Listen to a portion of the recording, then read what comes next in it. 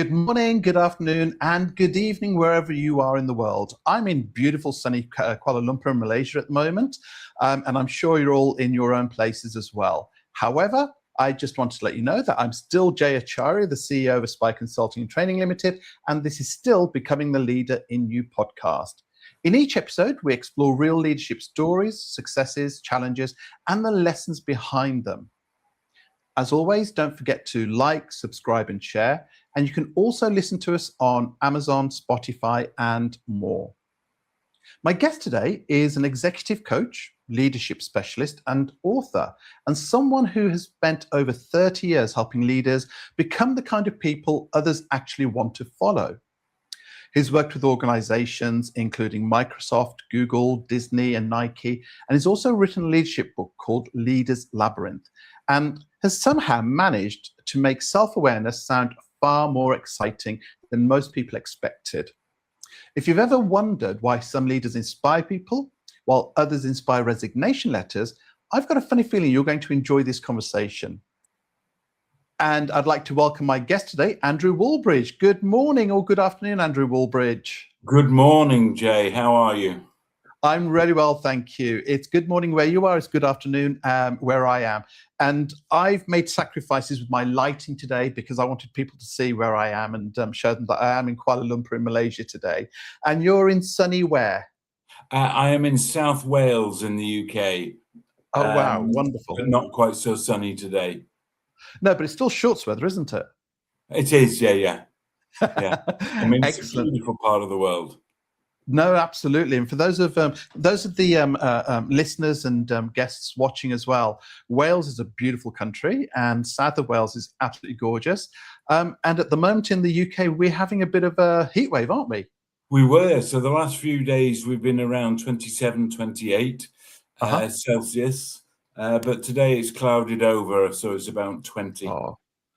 So I've got a hoodie on. Oh, wow. Okay. We're only British, and that's why we talk about the weather. But Andrew, thank you so much for your time today. I really do appreciate you taking time out of a busy schedule. This is, as you know, the Becoming the Leader in You podcast, and it's all about understanding who you are, how you became a leadership professional, a coach, an executive coach rather, and how you got yourself into the leadership journey, so to speak. And I don't like using the word journey, but it has been a journey for you. So it is a journey. Tell me a bit more about who you are and what the Leader's Labyrinth is.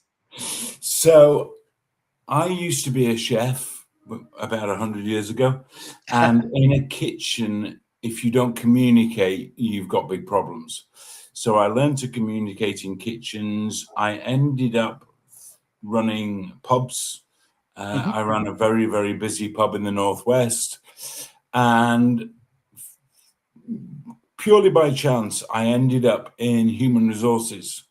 Okay. For a pub company. We had 2,500 pubs. Right. And I fell out of human resources and into coaching when I was working for a US retailer, which I did not enjoy at all. Okay. And I just walked out of it and ended up coaching some colleagues and some organizations that I knew. And all of a sudden I was in the coaching space. Wow. Okay. So it was a bit of a journey then. It's a sort of... Oh, it's been a huge journey. I mean, if I took you through the career in real time, it would take us pretty much the whole podcast. And then I fell into leadership really when I met my mentor. Terry Pierce was my mentor up until 2019 when suddenly he passed away. And I've been in that space since forever. And I loved it. And Leader's Labyrinth is essentially it's three things. The labyrinth is essentially the metaphor for that journey that you were referring to, where you go through the labyrinth, which is basically a series of experiences that help you learn. I'm a huge advocate of saying that actually I can't teach you how to be a leader, but I can help you learn by giving you the experiences that you have. So Leader's Labyrinth is the program, which takes 4 days or 7 sessions online.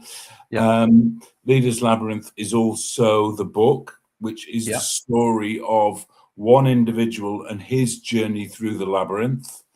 And yeah, I work a lot with metaphor, story, and it got me to the point where I kind of thought, you know, I've got to write some of this stuff down. I've been doing it for so long, and I've got to write this stuff down. And I came up with the story of Ethan, who is the main character, and it's been going great. And I'm actually on book 2 as we speak. Wonderful. And talking about the labyrinth, I know it was the Minotaur, but was it Jason who went into the labyrinth to search for the Golden Fleece? Yes, and Jason came across the Argonauts, didn't he? That's right. Yes. Yeah. So, are you the Minotaur or are you Jason? So actually, I'm neat. Well, Ethan is the Jason, and he meets this rather unorthodox coach, a guy called Wally. Right. Okay. So that tells us a bit more about who the coach is. Well, Ethan is me 30 years ago. Right. When I was learning, and Wally is me today, the kind of the grumpy old man version. Well, thank you for that, and thanks for that introduction as well. I appreciate it. It's nice to know a bit more about how you got to where you are, and we're going to find out a bit more about that as well as we go along. My first question to you, Andrew, is about the podcast title. I've purposely called it "Becoming the Leader in You" because it is about the story of how we get to where we are. So, what does that mean to you, Andrew? So there is a leader, I think, in all of us, but what we don't do is uncover it. What we tend to do is we get stuck on a leadership development program and given a set of skills. That doesn't really uncover the leader within you. What you need to do is do the internal work, you know, discover, you know, you asked a question earlier on about who are you? And it's a question we ask quite a lot in the labyrinth, to say, who are you and what do you want?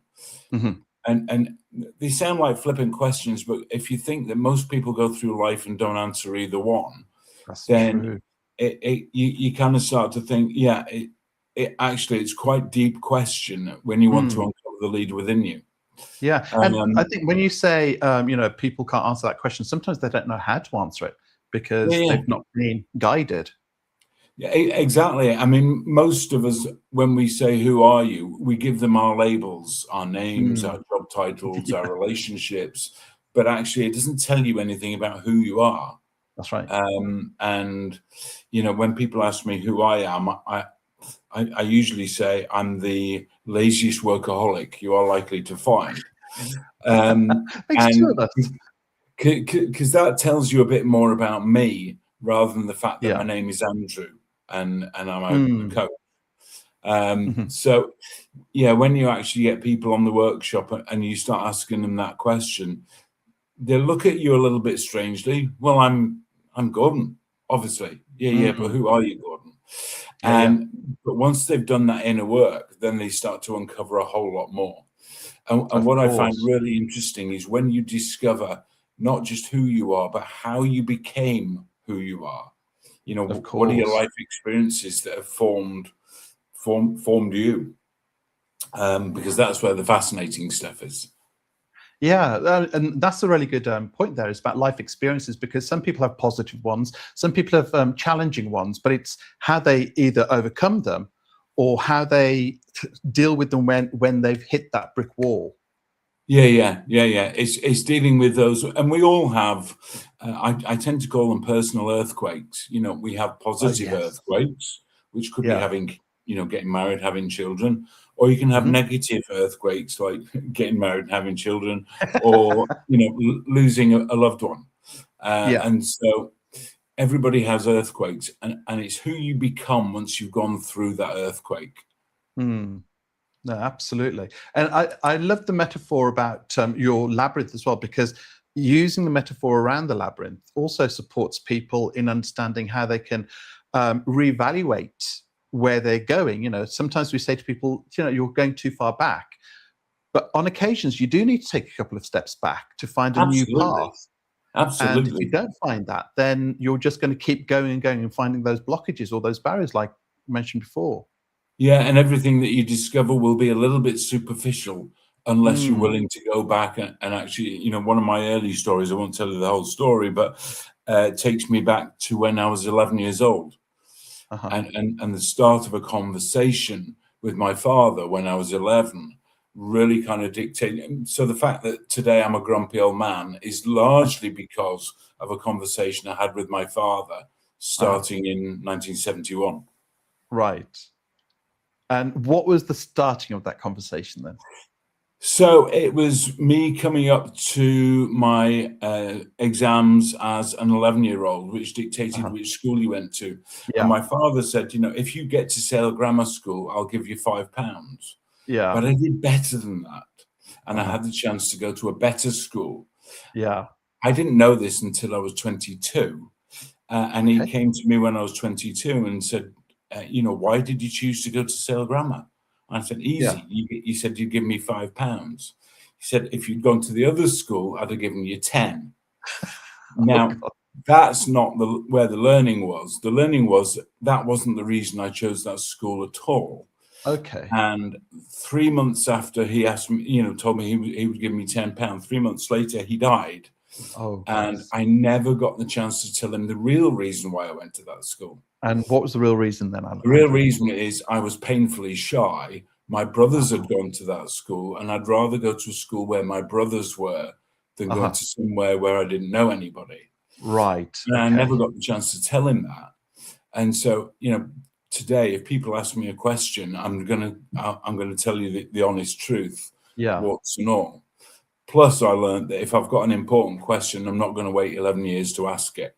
Fantastic. And, it's wonderful that you can say that. So, firstly, sorry about losing your father, but secondly, he's probably listening somewhere and knows exactly where you are now and why you did what Yeah, you did. yeah, So yeah. we spoke, you mentioned earlier on, Andrew, about Terry Pierce as being your mentor.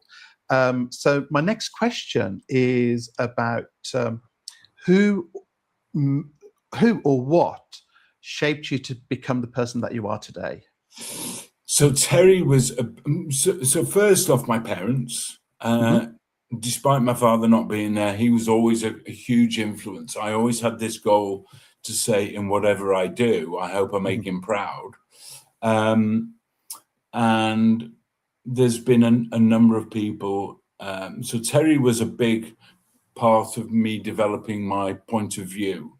Hmm. So Terry wrote the book Leading Out Loud, which is I can't quite quote it verbatim all the way through, but he was a big shaper of my points of view around what leadership is and what it isn't. Right. And I think my early career in kitchens has helped me a lot Okay. because of that candor that you have in kitchens. Mm. Yeah, there's been a number of people that have kind of influenced me, and I've kind of had a philosophy over the last 100 years to say steal shamelessly, because Oh, okay. there's very little around, and obviously I don't mean, you know, going out there and doing a bank, Yeah. but No. you know, stealing ideas and shaping them and formulating them, not necessarily making them your own. You might Mm. still give credit to others, but Mm. actually being able to learn from others Yeah, but is that's what we do as facilitators. We do use other people's models um, absolutely, to sort of guide people through their development and their growth. absolutely, absolutely. And I like the fact that you talk about the kitchens because I think people are more aware now the impact of how you work in a kitchen within that corporate environment. Because a kitchen can only work as good as the people that are working in there. Yep. And when you're working with times and when you've got to get that dish out or all these dishes that are all timed differently but out at the same time, that Yeah. shows you what teamwork is actually like. And that's why And communication becomes so important. exactly.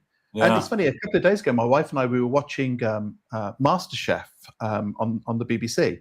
And we immediately said there was this one particular lady, and the way that she was behaving and speaking, you just knew immediately that she's got that professionalism to get people working. But she was assertive but understanding.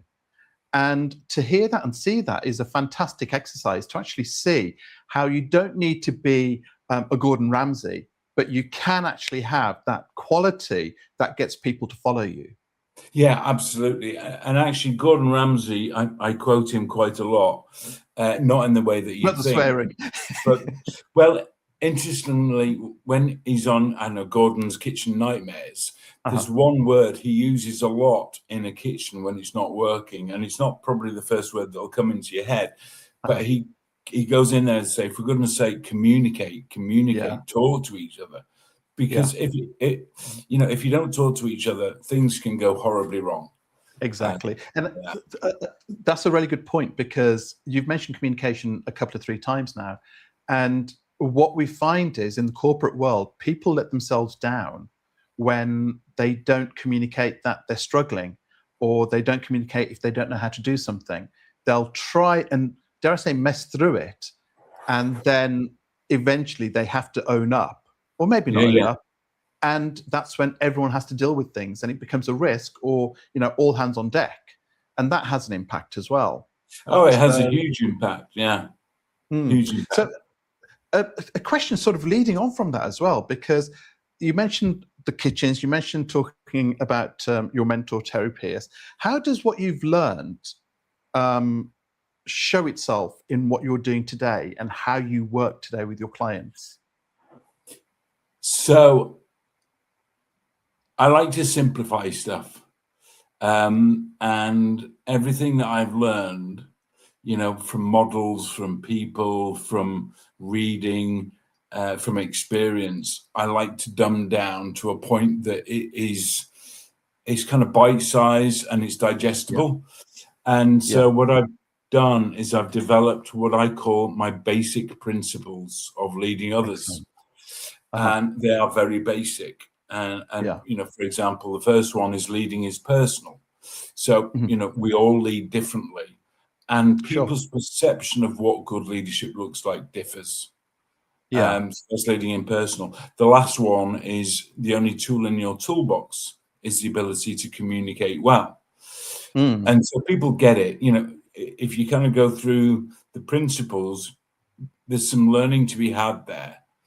Right from the get-go. Like number 3, off the top of my head, number 3 is leading as a contact sport, which means that you have to make connections with those people that you intend to lead. And so I've broken it down into these 6 basic principles, off which everything else comes. And when you talk about doing the inner work, like number 2 is people follow people. Then the inner work is you need to declare who you are, because otherwise people won't know. So there's always learning to be had off each of those principles. So that's played a big part of not just my life, my career, my coaching, but also the book and the program.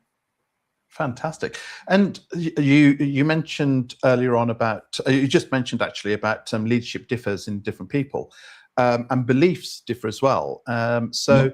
What's a belief that you hold within everything that you do, whether it's your 6 principles or something else, that you truly believe in that others might disagree with? Now, I was on Substack yesterday talking to a lady, and she didn't agree with me, which I kind of quite like it when people disagree with me. And it was about the difference between leading and managing. Okay. Because they are big arguments everywhere, always. Oh, absolutely. Absolutely. There are 2 different skill sets as far as I'm concerned. Leading is something that you do during change or crisis or when there's ambiguity. And managing is kind of business as usual. And if you go back to the Leadership Factor by Kouzes and Posner, they intimated that leadership is something that you do stood up. Managing is something that you do sat down, which sounds kind of stupid, but it kind of works. And this lady, and she was based in North America, I think, was absolutely, and she said, that's archaic thinking. And I responded and said, well, perhaps I'm archaic, but it still kind of works. And people are entitled to their opinions as well, aren't they? Absolutely, absolutely. Even though they're wrong. But But you make a good point there. In fact, Posner and I've forgotten the other gentleman's name. They do make a valid point that when we talk about leadership, it is about looking at the distance, and the expectation is that if they've got their vision, if they know where they want to be, they are at a higher pedestal because they can see where they want to get to. And from a management perspective, I get exactly where they're coming from when you're seated down, because you get to see everything else around you, or rather work with the people around you, whilst the leader should be able to see what else is going on. So from that pedestal, they should be able to see where the risks are, where the successes are, where the challenges are, and be able to influence the manager to be able to lead into those different areas. Exactly, go and do it. And that's a really good point, because whenever I do leadership sessions, that always comes up to that point where, am I a manager or am I a leader? And we do say, you depends on which hat you're wearing, but you're guaranteed that you've got individuals out there who are only managers. And I know that sounds a bit controversial, but they choose to be only managers. And it makes their life easier. But what they also forget, it's something you said earlier on, everyone has that leadership quality. They don't realize that they're actually using leadership skills to manage their people around them as well. They just class themselves as a manager. So leading it's a bit of a calling, because when you see an opportunity to do something better, or where you see, you're scanning the horizon and you see a hazard approaching, and you say, hey, we need to avoid that hazard, or we need to take advantage of this opportunity, all of a sudden you're leading, and they don't recognize that. No, exactly. And that takes you into other areas, things like pressure. And, if as a leader, you're leading your corporation, your company, your own business, then you understand that you can find yourself under pressure at times. So give me an example of a time when you found yourself under it, and who did you become, Andrew? Oh, wow. And I'm going to go back some. I was working at a venue. I was in a management role, but I'd not long discarded my whites from being a chef.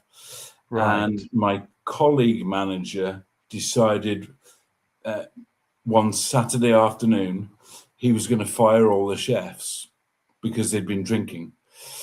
And so I'd been out on my motorcycle bimbling about, and I came back and he saw me coming in, waved me over, and he said, "Have you still got your whites?" I said, "Yeah, of course." He said, "Go and put them on. I've just fired all the chefs." Oh my God. And that evening I had a buffet dinner for a wedding, and a relatively small dinner, about 130 people, including the Duke of Edinburgh. Wow. And so I had to prepare dinner with me and a kitchen porter for the Duke of Edinburgh and this buffet upstairs. Yeah. That was kind of high pressure. Who did I become? Probably Gordon Ramsay. I won't say I cook as well as him, but it was kind of fight or flight. I had to fight to get stuff done. And I was How many people were working with you though at that time? Even though in the kitchen, 3. Wow. Okay. Yeah. So that is definitely pressure. Yeah, it definitely, and obviously because the Duke of Edinburgh was there, the pressure was so much more because the bar would probably be set higher. Well, yeah, I mean, he's not expecting fish and chips, is he? Or if he is, he's expecting regal fish and chips. So no, it was lamb cutlets reform on the menu that day. Oh, excellent! You remember it as well. Oh yeah. You don't forget days like that in a hurry. Can't remember what the starter was, but I think it was pate because it was cold. Right. Okay. Easier, but you've got many years experience, and I hope you don't mind me saying that. I know you said that you've been going for 100 years and you're a grumpy old git. And I don't think you said grumpy old git. Sorry, you're a grumpy old man. It's always been an aspiration of mine to become a grumpy old man. Right. Okay. But you've had a lot of experiences, a lot of different types of experiences.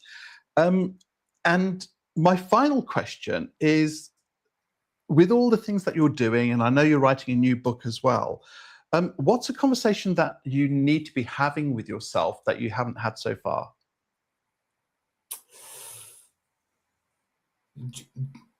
Do you know, it's less a conversation with myself, but it's more of a, so I'm going to give you a bit of feedback that I got from Terry. In 2006, we were doing a job for Capital One Bank in Washington, D.C. And Terry, on that morning, he said, Andrew, I'd like you to open up the program. And we do this thing called an authentic introduction, where you need to build credibility and trust, which means blowing your own trumpet a little bit. Of course, yeah. And I turned to Terry and I said, you know, I didn't say no, but I said, you know, I hate doing this bit. And he literally just turned to me and he said, get over it. And I think if I was to talk to my younger self, I'd say, just get over it. Yeah. I think everybody has that element of imposter syndrome, and we're not sure of ourselves as we're kind of growing in our careers. Get over it. No, absolutely. And you know, I've had similar conversations to other people, actually, where I've said, you know, you find yourself in that situation, get over it. And dare I say, they've taken it the wrong way. They've misunderstood, thinking, you know, you can't say that to me, and they've become upset. But it says a lot about about that individual. I have to admit, I'm that sort of person who has this positive arrogance, and I love I have an ego, and I will go in, and I've done it since day dot. You know, I'll walk into a room and I will sort of, you know, promote myself to the highest level, and you know, that's always stood with me. So I'm with your mentor Terry about you know, get out there and just do it. And speak highly of everything you've done, all of your achievements. Don't hide them. Let people know that you've had them and done them. It's interesting because I did get over it. Obviously, I did the introduction. The second time, 6 months later, we go back to Capital One, and I stood up and introduced myself and say, hi, my name is Andrew. And somebody in the audience, there's like 36 people in the audience, and said, yeah, we know who you are. And somebody else said, yeah, you're Simon Cowell. Partly because I was British, but I'd become quite infamous in Capital One for being quite candid. Yeah, excellent. Which is great. I'll take that. And I think it's great to know that that has sort of, you know, vocalized who you became as a person then. And obviously Terry knew something about you and was able to understand, you know, just give him that push and he'll get there. And you know, the Simon Cowell, fantastic. Simon Cowell of the leadership world. Exactly. But, Andrew, it's amazing how fast half an hour goes. I can't believe it's been half an hour already. I know, exactly. But, you know, first of all, thank you so much for your time today. And for anyone that would like to get in touch with you or learn more about what you're doing, how can they go about doing that?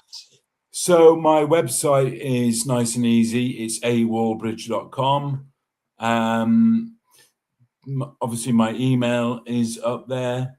Go to the website, awallbridge.com. I'm very, very easy to find on LinkedIn.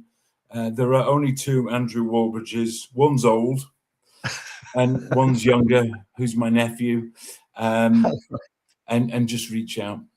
Oh, that's great. And I do apologize. I didn't put the website address on there, but I'll make sure that everyone can see all of your information. And for anyone that's listening, it'll be put onto the description of the podcast as well.